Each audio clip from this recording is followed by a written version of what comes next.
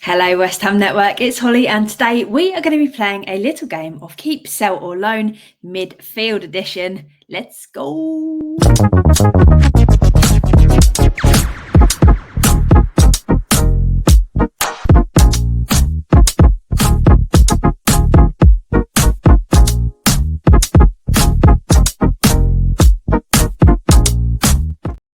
Yes, hello. So it is time to play another game of Keep, Sell or Loan, this time with our midfield. So we have spoken a lot in depth over the seasons, about the desperate need for us to rebuild our midfield this summer. And that is exactly what my plans are in this video, as you're going to be seeing. So reports have said that a lot of players are open to moves. We need to get money in so that we can reinvest things this summer. The extent of which we'll have to wait and see, but it sounds as though we might need to bring in a fair amount of money so that we can spend a decent amount of money. And we do not have that va-va-voom that every successful midfield needs. The creativity is missing, the pace is missing, and we need to basically part ways with some of the players that may well now be holding us back, and they can't help us to improve from where we currently are. As always, I want to hear your thoughts though, and I'm going to be running through what I think should happen this summer or will happen this summer. But let me know your ideas, how they differ, what you agree with, all down below in that comment section. Now, as you're going to see, I've been a little bit brutal, but I've also tried to be a little bit realistic in terms of who we might keep, with explanations for all of it. So here goes. Now, I also need to say before we start that there was once a time where we had so many great midfielders that we just didn't know how to feature them all. And now we find ourselves wanting a decent number of them to part ways with the club so that we can bring new players in, leading us to the question, who should we keep, get rid of, or send out on loan this summer? So we're going to start with Soucek. Now, for me, Soucek has to be one that we keep. He's had his fair share of criticism over the years, but he has been solid for us and he continues to make a difference. We might have a bit of a challenge in that David Moyes apparently wants him at Everton. He obviously knows how he plays. He knows how Moyes manages. But Soucek does bring us squad depth. And while he might not always start under Potter and he might not be the most exciting player to watch, we can always rely on him to come on, do a decent enough, solid enough job. While he's not exciting, it's not riveting to watch, he can come on, and at times he has really saved us. It also means that if we were to keep him, and the reason that I think we need to keep him as well, is that it's going to keep a little bit of that strong work ethic within our squad, because we basically need to rip everything apart. So having those that understand what it is to play for West Ham, hopefully that and the work ethic that he has can spread to a few more players over the summer. Hopefully it's contagious. Now we're going to talk about Alvarez. This is a tricky one, but I think we need to sell him. He's not played a lot under Potter recently anyway, and he's not quite lived up to the expectations that we had when we wanted someone to step in to what Rice had been doing, and I'd really had high hopes, and it was a shame, and I really like him. I think he's one that we could get pretty decent money for as well. So that's another reason that I think sell, because we do need to recoup that money somehow. And he's one that I don't feel desperately like we have to keep. And it would mean that we could reinvest that. He's a bit clumsy at times. He loves the yellow card. But for me, I'd have to say goodbye in the hopes that we can get some money for him that we can use elsewhere. And that would have a bigger impact than keeping Alvarez at the club, I'm afraid to say. Soler, leave. He's on a loan. I don't think we'll sign him on a permanent, or I'd be very surprised anyway if we did. He's shown glimpses of what he can do, but he has a tendency to just disappear during games. There are honestly games recently I've been watching and I forget that he's on the pitch, which I always think is a concerning sign with any player. Given the wages that he's probably on at PSG, I can't see us paying that and signing him on a permanent, mainly because he's not made enough of an impact for us to take any sort of leap, especially a really expensive one. Let's talk about Rodriguez. This is a sell for me. He never really got up to speed with the Premier League. He's barely played at all. I was pretty excited when I saw that we were signing an Argentinian World Cup winner who'd also played alongside Alvarez. So we thought that they'd play well together on a free transfer.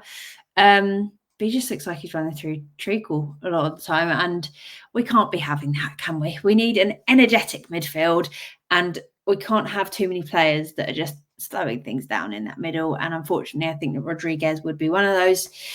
James Ward-Prowse, I'm going to say sell him. If I was playing it safe, I would say keep him, to have somebody familiar in midfield that we know what they're capable of. Obviously, he offers a lot with set pieces. I just don't feel like that's enough in our midfield at the moment. We need the ability to carry the ball up that pitch, and we don't have that. And I don't think James Ward-Prowse can offer that either. It's the last chance that we'll have to get money for James Ward-Prowse as well. And I wouldn't be surprised if he went back to Southampton. I just don't think he can move the ball quickly enough for what we need. And sometimes he looks nervous and he's more negative in the way that he plays. He'll pass backwards, play a safe pass, which is a shame for somebody that can place the ball so perfectly from set pieces.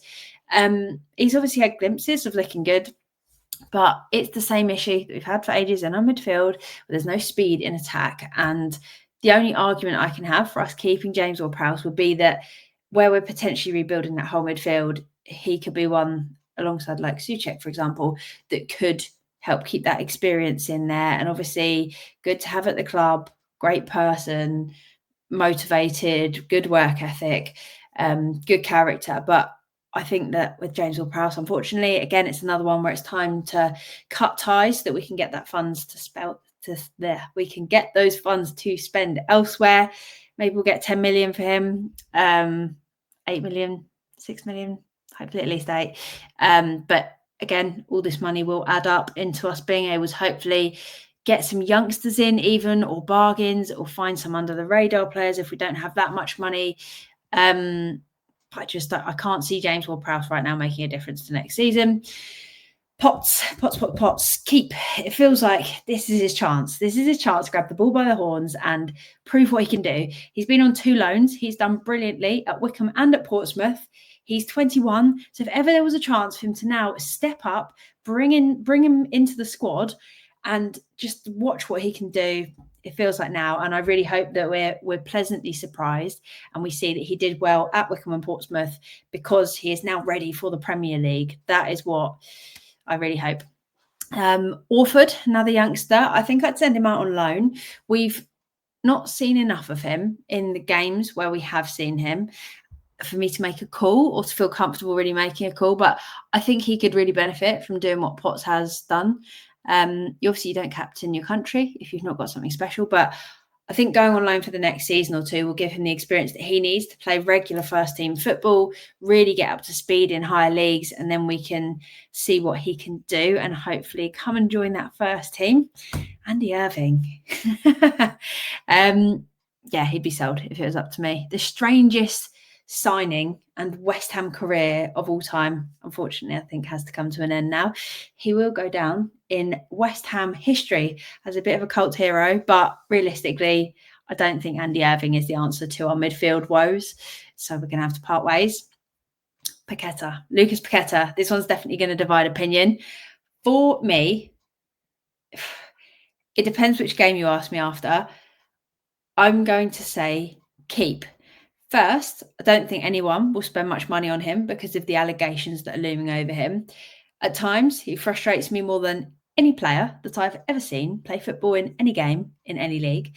But then he'll dance his way around a player. All is forgiven, and I'm in awe of what he can do. We know that he has that in his locker. At the moment, obviously, he's not releasing it from the locker.